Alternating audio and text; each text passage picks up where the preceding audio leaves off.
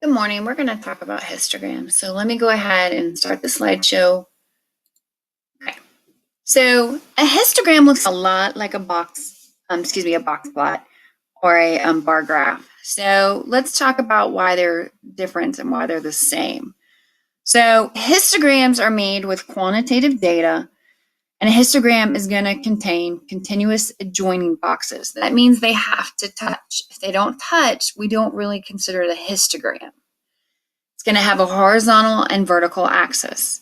Your horizontal axis has to be labeled with the data that you're representing. So it could be distance from home. It could be any other quantitative measurement. Remember, quantitative means we can do math with it. It's averages, it can be the median, stuff like that. Remember, you can do math with it. The vertical axis is labeled with either the frequency or the relative frequency, or even the percentage frequency or probability. Most of the time, you're going to see frequency or relative frequency. The graph will have the same shape even if you use the frequency or the relative frequency. A histogram like the stem plot can give you the shape of the graph, the center, and the spread of the data.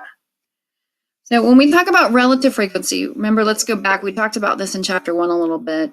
The frequency is the number of times an answer occurs or a data value occurs. N is the total number of your data values. And we call N the sample size. So the relative frequency is F divided by N. So I did an example for you. Mr. Ahab's English class of 40 students.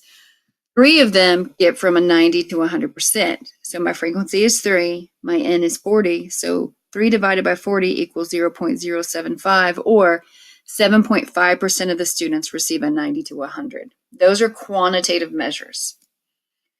Right, to construct a histogram, first we decide how many bars or intervals, we also call these classes, represent the data.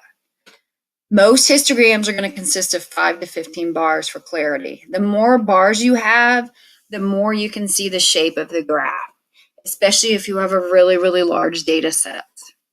So you're going to choose a starting point for the first interval to be less than the smallest data value. Why do you do that? Because you want to give a little bit of overlap for the lower side. A convenient starting point is a lower value carried out to one more decimal place than the value with the most decimal place. So let's look at an example.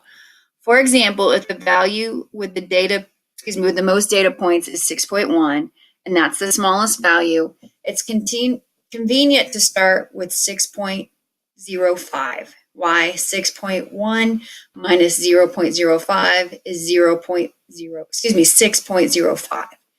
So we can say 6.05 has more precision. What if the value with the decimal place is 2.23 and the lowest value is 1.5? Then you're going to take it out 3 decimal places.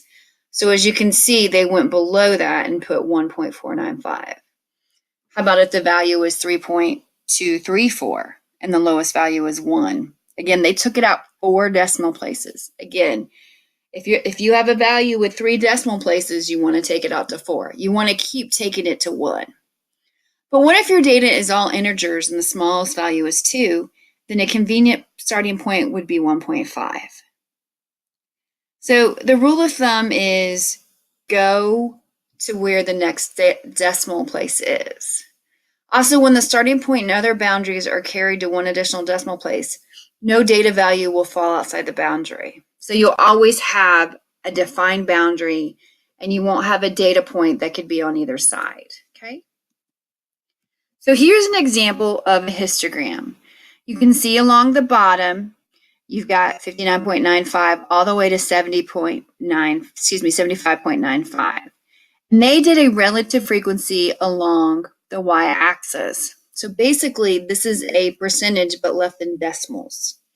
And then all they did is they went ahead and plotted their data, and they went ahead and marked on each bar what each height was so you could look at it. I'm thinking many of you saw this when you took the ACT or